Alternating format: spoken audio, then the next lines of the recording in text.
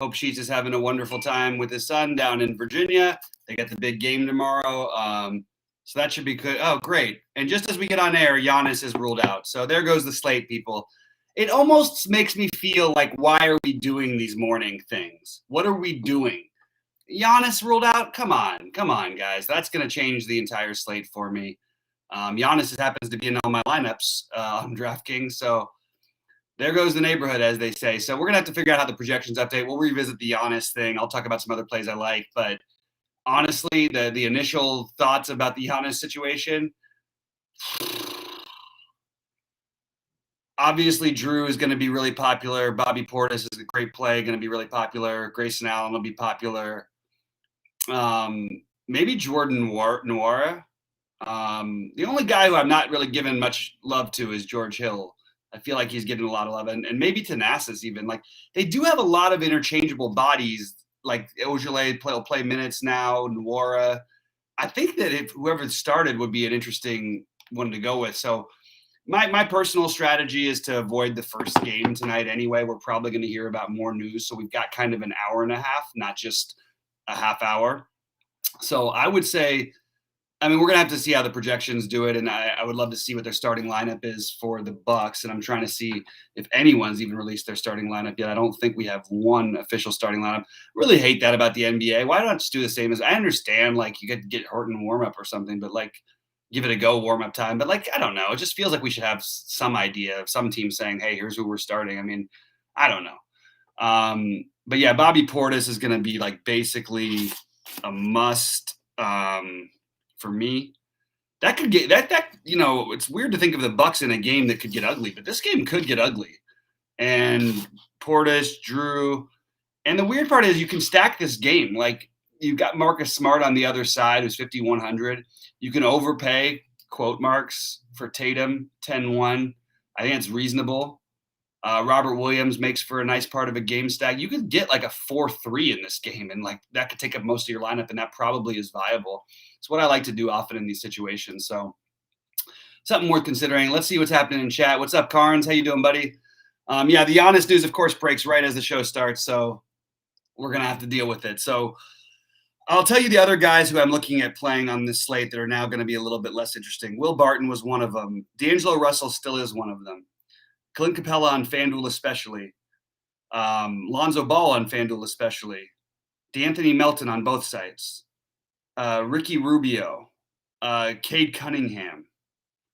Kristaps Porzingis. We don't probably need the Osman value, but I consider Chetty to be an okay play. Who else do we have? Jeremy Grant, Jared Allen. Those were the guys I had highlighted, and nothing has really changed until now, which is going to change everything. So we'll give those projections a minute to update. Like I said, I just don't think it's a good environment, the first game. Like, if you wanted to play RJ Barrett, no problem with that, especially on FanDuel. I mean, he's 5,900 over there, kind of a great price, and he's going to be really popular. But he's viable at 65. It's a really, really, really great matchup against a Charlotte team that plays really quick. Kemba going back to Charlotte is not getting any love by anybody. Anybody else find that a little bit odd? He's 5K. We know that Kemba has a floor, like a low floor, but we've seen a ceiling out of him. I mean, he can get you 40. Anyway, so it's a big. What do we do here? I don't know what. Like, yeah, this is up in the air here, guys. It's going to be hard not to play most of the. We've seen this happen before. Usually we have Middleton in there to sort of save it with Holiday, or used to be with Bledsoe. I actually won one of those tournaments by stacking up their game, because Milwaukee will still play with decent enough pace. I really personally, I'm just skipping the first game and buying myself as much extra time to run as possible. I want to find out whether Halliburton's playing would make De'Aaron Fox another really good play. There's a lot of things to speculate on right now, but I am totally fine. The one guy who I really do think is extremely viable. I mean, I mentioned that RJ Barrett and Kemba, the speculative, going back to Charlotte kind of a thing. But what about, I mean, Julius Randle should just demolish this front line, right? And at the same time, there's another on the other side. It's probably the first time all year I've said this, but I finally like Mason Plumlee, and the projections finally don't. So that's what I would say is that those would be the guys I would run. I just am probably not going to do it. I think you're losing out too much value on what we might learn in the meantime, and even getting on projection updates, which I'm trying to work on right now. So we'll figure that out. Tibbs, no, he hasn't been upset with the starters X factor. It's different. Like he's always been one of those guys. He plays the starters a million minutes, but when the bench goes off, you let him cook. That's what you do. I don't agree that it's just Tibbs not liking the starters. It's just when the bench is more effective, you're going to side with, you're going to keep playing the bench, especially when you come back the way they did in that Bucks game. So that makes a lot of sense. Yeah, we know Giannis is out. Yes, absolutely. Anyway, so this is going to be an interesting slate that's going to have very, very condensed ownership with a lot of guys to play.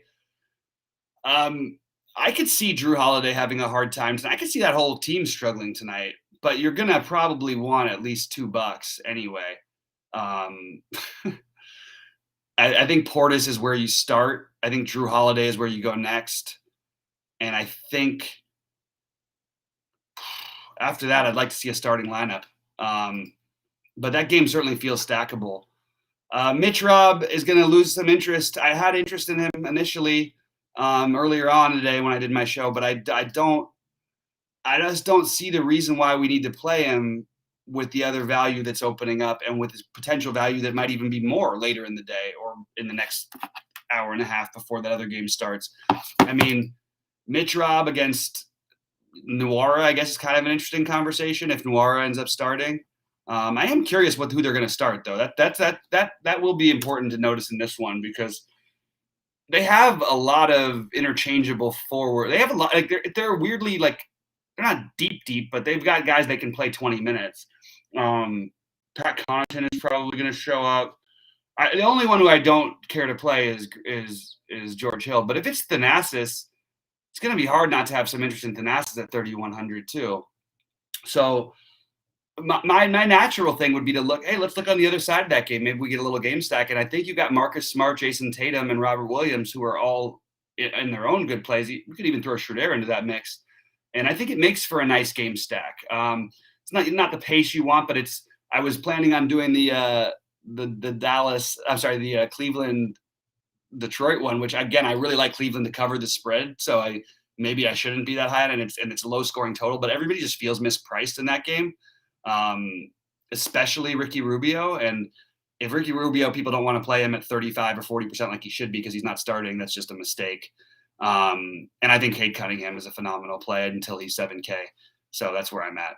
It is Westbrook's birthday, my boy's birthday, playing at home here in LA too, against a really bad defense. You got a nice little double narrative there with D'Angelo Russell on the run back. That's how I built my first FanDuel lineup. If you guys were true DFS members, you would have seen that. My first lineups though were Russell Westbrook and D'Angelo Russell. So both the Russells. Pat Con going home. Okay. You maybe make an argument there, but I don't know if that's really I don't know how much that means to the coaching staff of the Bucks. And Connaughton is just he can always get there, but I actually think that Giannis being out maybe hurts him a little bit. They like to play him with Giannis. Not hurts him, but doesn't necessarily help him as much as it does maybe some of these other guys. And I think Drew Holiday and Bobby Portis are 1 and 1A. And then what do we want to do with whether it be Nwora or Thanasis who's starting? So let's hopefully get a starting lineup. I'll be in Discord. I'm probably going to get out of here at 6:30 Eastern. But if we don't have it by then, I'll be in Discord and be happy to answer any questions, talk about any possibilities. I don't have that many lineups I'm running tonight. Any love for Lillard tonight? Nope. It's fine. There's a bunch of expensive guys tonight, so Lillard is definitely near the bottom of that list for me. He's fine. He makes a lot of sense on FanDuel. I like him on FanDuel at 8,500. It's too cheap. It's weird that we keep talking about Lillard though every day, and we should start recognizing the guy hasn't put up 50 fantasy points in a game this season, and we need 60 out of him. He will at some point, but why are we continuing to bet on this? Like, it just seems kind of, at this point, it seems like it's kind of our being foolish by playing him on DraftKings. But on FanDuel, I think it's very reasonable because 45 fantasy points or 50 or getting, whatever that number that he's sort of around, that's fine for 8,500. That's not fine for 9,800 with tons of other spend ups. So no love for Lillard for me.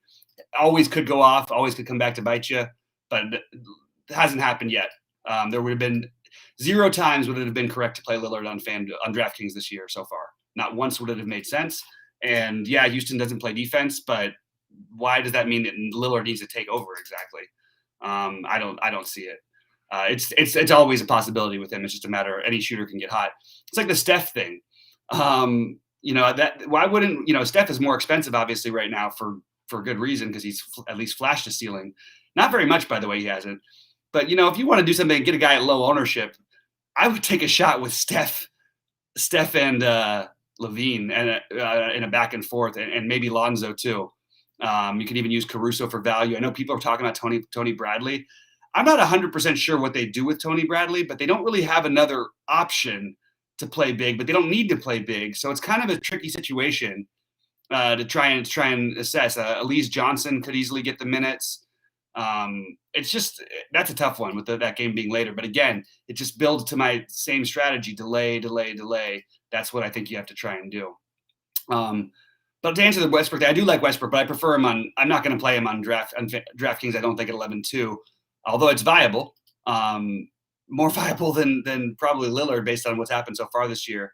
Yeah, I mean, I'm waiting for the things to update right now for the Bucks, but I would really like a Bucks starting lineup. And I just think the smartest thing for right now, unless you're going to play a shot on Kemba or Randall or Barrett, the guys we mentioned, or maybe you do like Plumlee or Mitch Rob, which are fine. I just think there's better plays coming. That is a really good pace game. Is it weird that no one's going to play Kemba though? Like, that's the only one I can't quite get my head around. Like maybe that's not such a bad play. I'm going to consider it anyway. All right, let's talk about some other stuff. Any other questions? Yeah, Levine's looking like 20% owned, but you have no Vooch. You know what I mean? Like that's a huge uptick for those guys and a huge up-paced matchup against the Warriors who play fast. So Levine is a really solid play in my opinion, as is DeRozan, as is Lonzo, as is Caruso, to be honest with you. All 4 of those guys are really, really strong plays. And then the Tony Bradley question mark. You could always do that and then shift it to better value later in the day if that's what you want to do. I think that's probably where I would lean. I don't think there's any guarantee Tony Bradley plays 20 minutes. And even right now, he's only projected to play 21 minutes, so he has to get there in a hurry, which he can do. I've seen him do that before. I've also seen him dud completely. We saw it with Philly last year, maybe the year before last, and the Jazz before that. All right. But yeah, I think that there is merit to just trying to postpone. I just think that it's going to be really hard to not play a lot of these Milwaukee guys once these projections get updated. You're going to see everybody flock over to this Milwaukee stuff. How can we not have? I mean, I know he was questionable, but I thought that he was like I was under the impression that he was going to go. Yeah, Thanasis is the one that's popping off, but that's because he's projected to be starting. Now, if he's not starting, or even if he is, you can play Jordan Nwora, I think, instead at much, much, much lower ownership. And I think Nwora is a really, really viable play. Connaughton is fine. I really like this Nwora kid, man. Maybe it's a little bit too blinded by just actually watching him play, and he looks good when he does play. But they don't, it's weird against Boston because you kind of need to play a little big. So you'd think that, Portis with one of these other bigger guys, which could be Thanasis, but it could be Nwora, will get a lot of minutes. And Semi Ojeleye revenge. There's your revenge. What if that wins the slate tonight? Wouldn't that be fitting for the way the season's going? Semi Ojeleye revenge ends up taking it down. And Semi Ojeleye had 25 fantasy points the other night in that game. That was crazy. I've never seen him. I mean, he made all of his shots including 3 threes, but that was I'm sort of joking about the Ojeleye. I would not play Ojeleye. But Nwora and Thanasis are going to both be viable. I'd love to see who's starting there. I really like Porzingis on DK to answer Project Mayhem's question. I really do like the. I really think it's a really solid play, but I don't think it's like a must or anything like that. And he's going to have ownership, so you can sort of go either way on it. That's what I did. I do have him currently in a build. Yeah, you're right. K9 Bronco. I just said that exact thing, so you must have missed the very beginning. But yeah, no problem, buddy. But yeah, I love the Russell and Russell. Westbrook and Russell. Russell Westbrook and D'Angelo Russell. No, D'Angelo Russell is not a good basketball player, but you don't think going back to Golden State after they got rid of him that he's going to take a bunch of shots? He always does this. I had one of my biggest DFS nights. I won like 175,000 one night. it was D'Angelo Russell playing and Clarkson was starting. I can't remember. Must have been 2 years ago. But D'Angelo Russell and Clarkson both took their career highs in shots because they were the ones fighting for the position with the Lakers. And they were still trying to show up each other. And it was like the perfect thing. And they were both like 1% and a half a percent. Like it was the most incredible thing. They both put up like 65 each or something like that. And they were like 6K at the time. I was like, this is incredible. That's when I loved DFS. But I'm telling you right now, it's not a guarantee that Russell goes in there and shoots the ball 100 times. But that is something I've had a pretty good track record on, is getting guys motivationally right. And if he shoots, anybody who shoots the ball 20 plus times is going to be interesting. I'm sorry, going back to LA, not to Golden State. I don't know why I said Golden State, but going back to LA, back to the Lakers, who also didn't want him. I do think he'll try to do his best to get 20 to 30 shots up. He probably outshoots Cat yet again, which I don't really understand. Anyway, okay, so Ingram is out officially. Let's see. This looks like that. Steve L is usually, pretty right on this stuff, and most of our guys are. I don't have the Ingram out news yet, but maybe I just haven't gotten it yet. So if Ingram is out, look, there's another great spend up right there. That's a dangerous game that could easily get out of hand, because as much as Brooklyn doesn't scare me, the Pelicans have just been terrible, like terrible. But the guy who hasn't been terrible is Joval. Joval feels like a really reasonable spend at 9,300. I feel like 50 is waiting for him here. As long as this game stays close, we have him against an old Brooklyn team with nobody with the size to even come close to matching up with him. I think he could go nuts in that game. So I actually like Joval a lot now. Nickeil Alexander-Walker, completely viable. Josh Hart, viable. Garrett Temple, very viable if Najee Marshall is out also. We need to know that. Here I have Ingram. But you need probably to have Najee Marshall out as well to make Temple like really an awesome play instead of just a good play. Lock in that 35 minutes. J-Val Nah chasing. I'm all in. What do you think? I just said, maybe you said that question before. I like it. I don't think it's like a dream. I mean, one thing is Brooklyn is not playing this lightning quick basketball. New Orleans does. But Brooklyn has been like slow with old man Harden running the point. Yeah, I think you could stack. I mean, you can stack that game and then just use the value for Milwaukee. I think that's kind of interesting. I do like Lamar. I think Lamarcus Aldridge, like, by the way, in terms of real basketball, he's the only net other than, he and Durant are the only nets that I've actually been impressed with this whole season. He's looked awesome. He's looked like a really good basketball player, like really, really good. And yeah, he could see, he's not going to get the minute upside, but he can put up 30 fantasy points in 20 minutes easily. He does. He keeps doing it.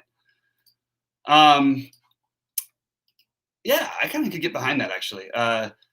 DeJounte Murray dropped 52. So here's my question to you. If you like the DeJounte Murray against Dallas tonight, I love DeJounte Murray as a player, but 52 is what he'd have to be at.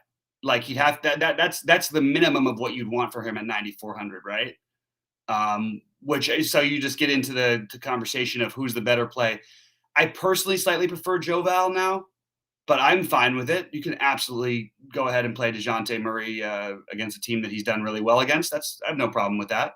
Yeah, I think he's another reasonable spend. We have a lot of spend ups that are going to be low owned, and I would probably side with Joval, but I definitely can get behind the DeJounte Murray. Just not the guy I'm looking at personally as much.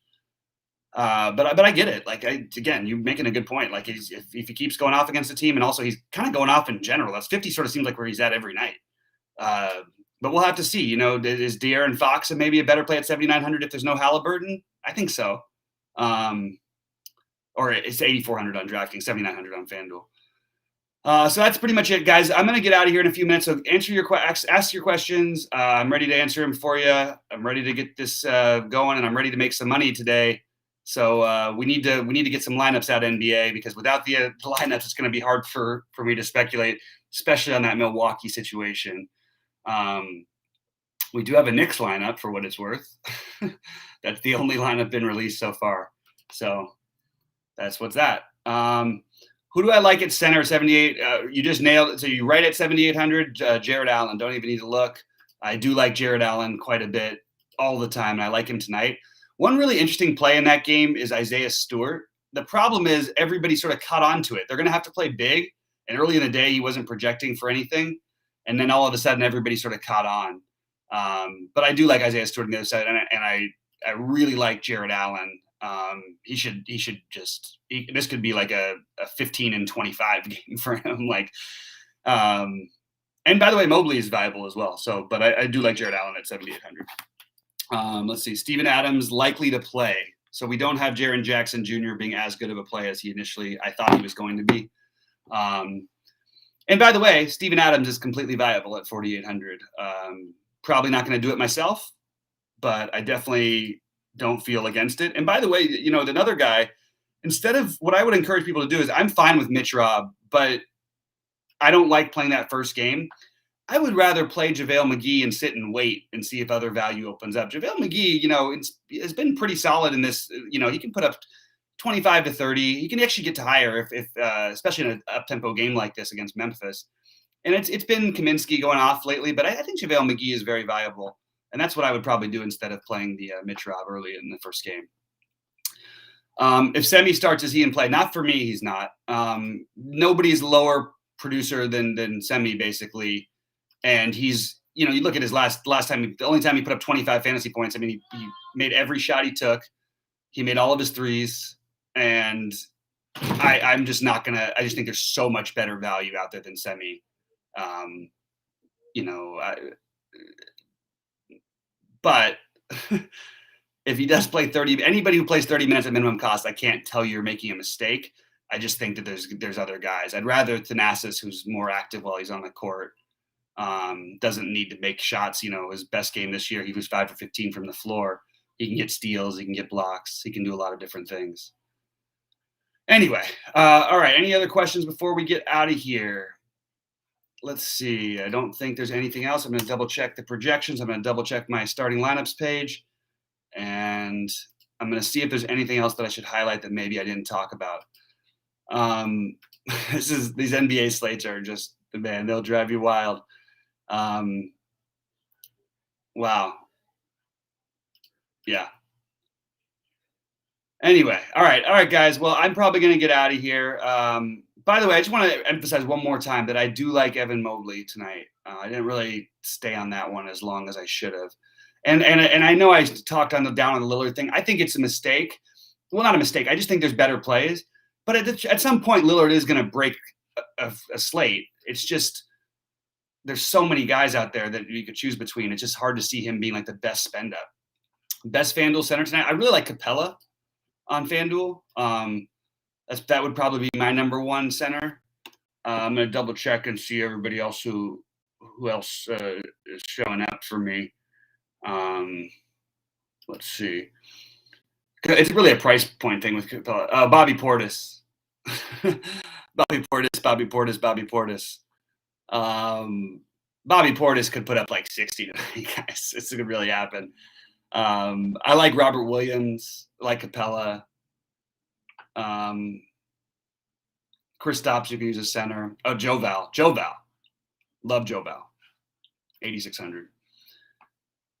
Will Barton, you got to remember, though, the last game, when that was no Jokic in there, it's going to be different with Jokic and paying 6,900 for him. He's fine. Will Barton.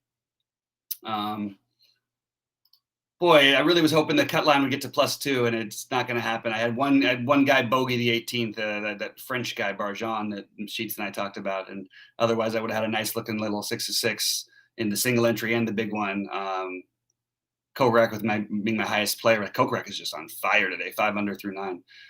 All right. How much do you factor game stacking in NBA? That's a really general, broad question. It really depends on the game, the type, the price, the stack, the pace of play. It has to be. You don't need to do it ever, but generally it's good to if you're going to allocate 11K to a guy. It totally depends on the slate. Can't answer that question. If you want to. I don't know how to answer that question. I've had that come up in every coaching session I've ever done for like NBA, and I still don't have there's no real way to answer, because it's like, what percentage of this should I have? And I'm like, no, it's all slate dependent. Everything is slate dependent. I think it's a real factor when you're going to play like 3 or 4 guys from one side, not to bring somebody back from the other side, because you're missing out. I mean, one thing to keep in mind is 5% of games go into overtime, basically. And if you get that's 1 in 20, obviously, but you're playing for the ultimate upside. So not just the overtime, but the down the stretch back and forth. You know what I mean? So it's really a tough one to answer, but it is viable. Like that's why if I keep saying if I'm going to play like $3 or $4, then I want to run it back with somebody on the other side, at least one guy. I actually think you could argue for that being the best game stack because I think Tatum is reasonable at 10-1 with no Jaylen Brown. I think that Marcus Smart at 5,100 is reasonable. The only thing I'm going to wonder to myself if Kemba goes off for like 50 fantasy points, I'm going to feel like an idiot because there is this instinct I had to, and I usually try to trust my instincts that Kemba was like the sneaky guy to play here. The question is, would they play him with Derrick Rose at the same time? That's really the way he would hit his ceiling, or just getting really hot. I don't know if they would, but he can certainly get you 40, and it's interesting with him going back to Charlotte. No, cut line is +1 right now. I was hoping to go to +2. That's what I was saying. All right, we have more news coming in. Najee Marshall is in. So that's a little bit of a bump down to guys like Josh Hart and Garrett Temple, even though they're still viable. Just a little bump down to them. All right. With that said, guys, good luck to everybody out there. Love y'all. Appreciate everything.